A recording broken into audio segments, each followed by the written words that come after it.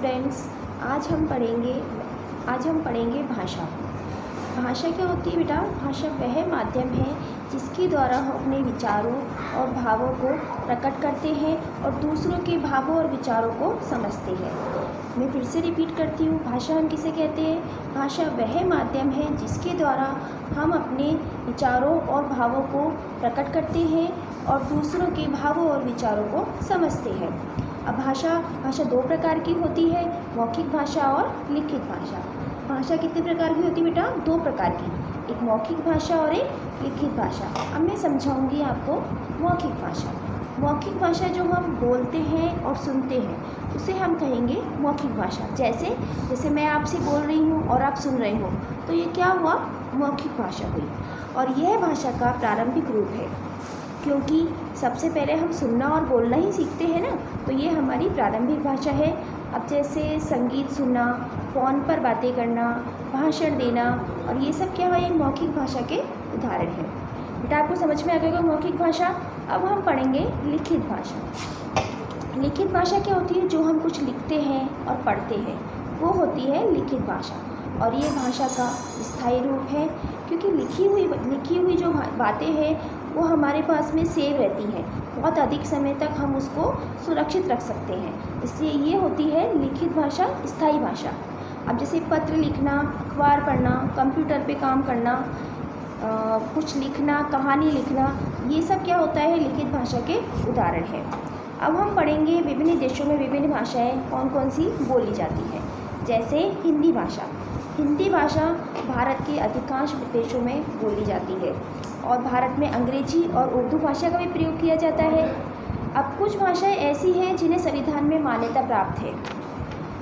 कुछ भाषाएं ऐसी हैं जिन्हें संविधान में मान्यता प्राप्त है, वो मैं आपको आज बताती हूँ कौन कौन सी भाषाएं हैं और कौन कौन से राज्य हैं। हिंदी भाषा। हिंदी भाषा को संविधान में मान्यता प्राप्त है।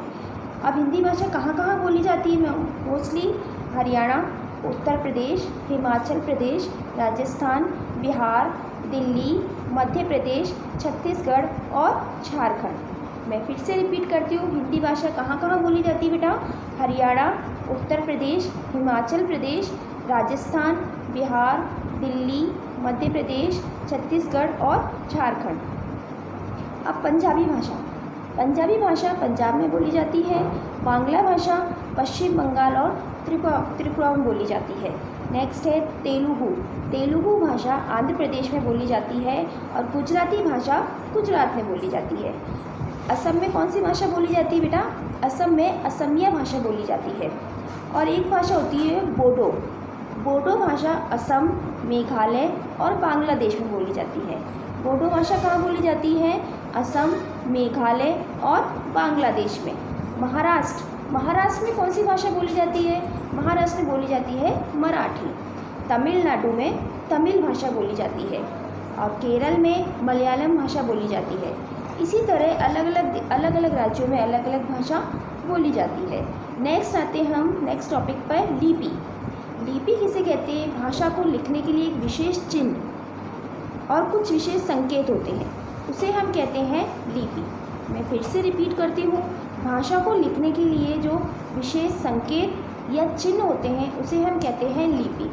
संसार में बहुत सारी भाषाएं हैं और अलग अलग लिपियों में वो लिखी जाती हैं, जैसे हिंदी, मराठी और संस्कृत। ये तीनों भाषाओं के लिए तीनों भाषाएं देवनागरी लिपि में लिखी जाती है।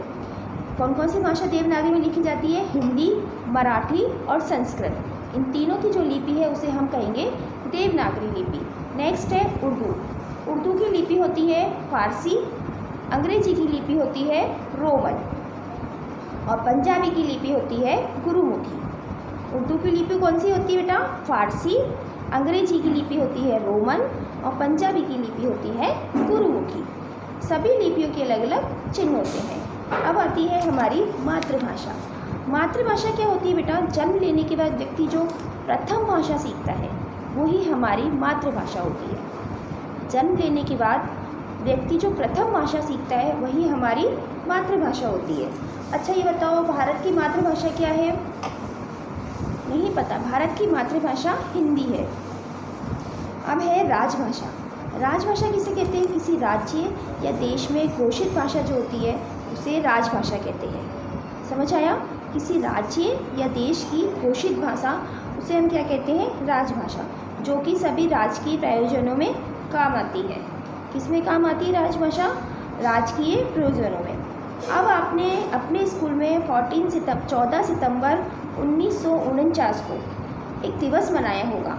आपको याद होगा 14 सितंबर 1949 में आपने एक दिवस मनाया होगा। कौन सा दिवस मनाया था बेटा? वो दिवस था हिंदी दिवस। हिंदी दिवस इसलिए मनाया जाता है 14 सितंबर 1949 को क्योंकि उस दिन भारतीय संविधान के अंतर्गत हिंदी भाषा को भारत की राजभाषा के रूप में स्वीकृत किया गया था। हिंदी दिवस 14 सितंबर 1949 को भारतीय संविधान के अंतर्गत हिंदी भाषा को भारत की राजभाषा के रूप में स्वीकार किया गया था। इसलिए हम प्रत्येक वर्ष 14 सितंबर को हिंदी दिवस के रूप में मनाते हैं। अब हम पढ़ेंगे व्याकरण। व्याकरण क्या होती है? जैसे सड़क पर चलने के लिए कुछ नियम बनाए जाते हैं और यदि हम उन नियमों का पालन नहीं करें तो दुर्घटना हो जाती है, वैसे ही भाषा को सही ढंग से लिखने और बोलने के लिए कुछ नियम बनाए जाते हैं। यदि हम इन नियमों का पालन नहीं करेंगे तो हमारी जो भाषा है या हमारे लिखने का तौर तरीका है वो गलत हो जाएगा। तो उसी को शुद्ध रूप में लिखने को हम व्याकरण कहते हैं। व्याकरण हमें भाषा को शुद्ध रूप में लिखना, बोलना और पढ़ना सिखाता है। क्या कराता है व्याकरण? व्याकरण हमें भाषा को शुद्ध रूप में लिखना, बोलना और पढ़ना सिखाता है और भाषा के सही नियमों का ज्ञान कराने वाले शास्त्र को ही व्याकरण कहते हैं। भाषा के सही नियमों का ज्ञान कराने वाले शास्त्र को क्या कहते हैं? व्याकरण कहते हैं। अब हमारा आज का चैप्टर समाप्त हो चुका है।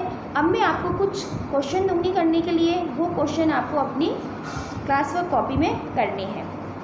अच्छा, फर्स्ट क्वेश्चन देखिए। फर्स्ट क्वेश्चन है, भाषा किसे कहते हैं? इसके कितने रूप हैं? भाषा किसे कहते हैं और इसके कितने रूप हैं? इसमें आपको भाषा की परिभाषा लिखनी है और उसके कितने रूप हैं वो बताना है और उनका नाम लिखना है। नेक्स्ट क्वेश्चन है, लिपि किसे कहते हैं? फिर से रिपीट करूँ बेटा मैं, लिपि किसे कहते हैं? इसकी आपको परिभाषा लिखनी है। नेक्स्ट है, व्याकरण किसे कहते हैं? अभी मैंने आपको समझाया ये सब। व्याकरण किसे कहते हैं? इसमें भी आपको व्याकरण की परिभाषा लिखनी है। इसके अलावा आपको 5 राज्यों के नाम लिखने हैं और उनकी वहाँ बोली जाने वाली भाषा लिखनी है। आपको 5 राज्यों के नाम लिखने हैं और वहाँ बोली जाने वाली भाषा लिखनी है। ओके बेटा, थैंक यू, टेक केयर।